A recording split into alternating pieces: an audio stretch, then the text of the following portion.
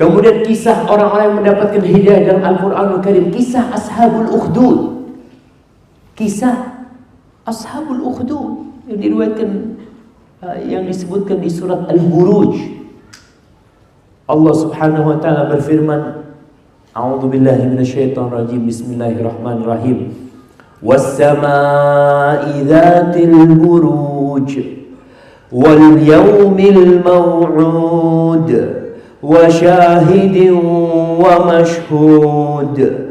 Qutila ashabul ukhdud an-nari dzatil waqud idh hum 'alaiha qu'ud wa hum 'ala ma yaf'aluna bil mu'minina shuhud wa ma naqamu minhum illa an yu'minu billahil azizil hamid.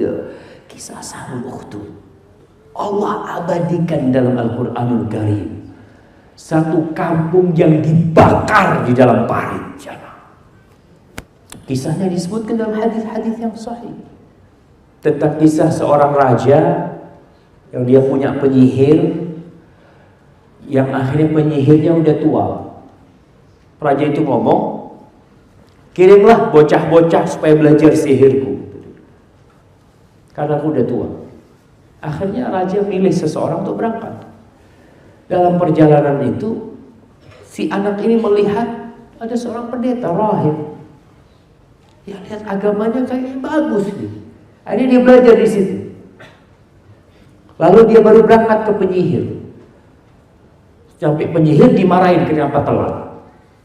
Akhirnya besoknya seperti itu terus. Dikasih tahu sama pendetanya, gini aja, ente kalau berangkat ke penyihir, katakan keluargaku menahanku sehingga aku nggak bisa jalan. Kalau ente pulang dari penyihir menuju raja, katakan penyihir menahanku, aku nggak bisa pulang. Sampai kejadian suatu hari tatkala ada binatang yang besar di jalan yang menutupi jalan, lalu anak ini, bocah ini melempar dengan batu atau dengan sesuatu. Dia mau tanya, ya Allah, mana yang lebih baik, ilmunya penyihir atau ilmu itu pendeta? Ternyata yang lebih baik ilmu pendeta itu. Lalu mulai tersebar tentang dia ini. Dia bisa ngobatin. Nah, Masya Allah. Baik, dia bisa ngobatin yang sakit. Orang yang buta bisa melihat. Orang yang cacat bisa sembuh. Sampai suatu hari teman duduknya raja, salah satu menteri atau apa, itu buta. Kan ada orang ya udah tua apa, udah nggak bisa melihat ya. Akhirnya dia berobat ke anak ini. Kata dia, aku mau berobat, aku akan kasih harta semua kalau aku sembuh, kata dia. Kalau kau bisa menyembuhkan aku, kata dia, aku nggak bisa menyembuhkan. Kalau kau beriman kepada Allah, aku doakan mudah-mudahan Allah menyembuhkan engkau. Akhirnya berimanlah. Ini kisah hidayah berjalan. Dia beriman, didoakan sembuh. Akhirnya dia berangkat lagi ketemu raja. Raja bingung. Inti siapa yang mengembalikan pandanganmu?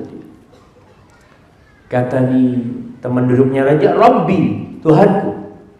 Aku maksudnya ente, kata dia. Rabbi wa rabbukallah. Tuhanku dan Tuhanmu Allah.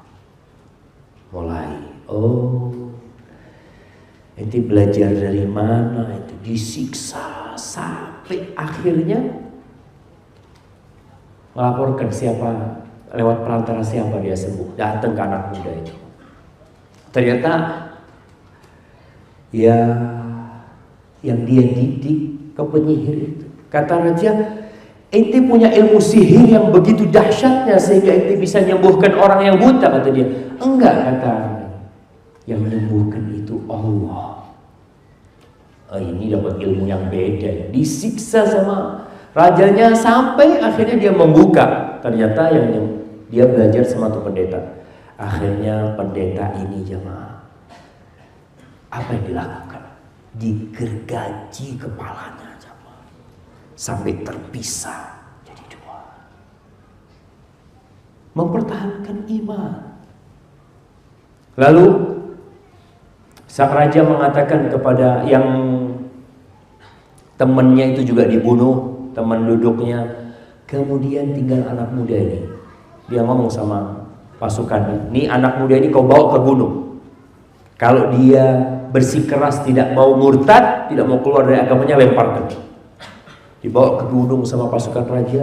Di gunung anak ini berdoa, "Allahumma kfini biman syi'ta." Ya Allah, cukupkan aku dari mereka dengan siapa yang engkau kehendaki. Akhirnya bumi itu bergetar, orang ini semuanya jatuh, balik dia ke raja. Dia tanya, "Mana pasukan yang membawamu?" "Allah telah mencukupkan aku, menyelamatkan aku dari mereka." Dia ini dalam kondisi hendak berdakwah, jemaah. Dia nggak mau kabur. Dia tahu nyawaku cuma satu. Aku ingin berusaha berdakwah kepada orang-orang itu. Akhirnya dia suruh pasukan lain bawa ke laut. Naik perahu, lemparkan. Sampai sana dia juga berdoa, "Allahumma kfini biman syi'ta." Ya Allah, cukupkan aku dengan siapa yang kau kehendaki. Berbalik itu kapal, semuanya tenggelam, ini selamat. Menjumpai raja lagi. Lalu dia ngomong sama raja, "Kau tidak akan bisa membunuhku kecuali engkau ikuti caraku." Gimana cara? Kau kumpulkan semua orang. Untuk melihat kejadian yang mirip dengan kejadiannya Nabi Musa bersama Firaun.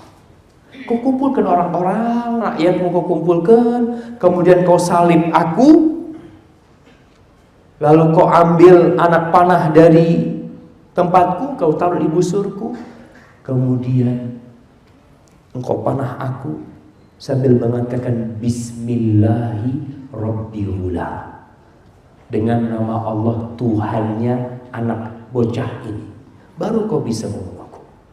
Oh iya, yang ada di benak raja ini membunuh ini orang, yang ada di benak tuh bocah berdakwah, nggak apa-apa, nyawaku habis nggak apa-apa. Yang penting orang tahu tentang kebenaran.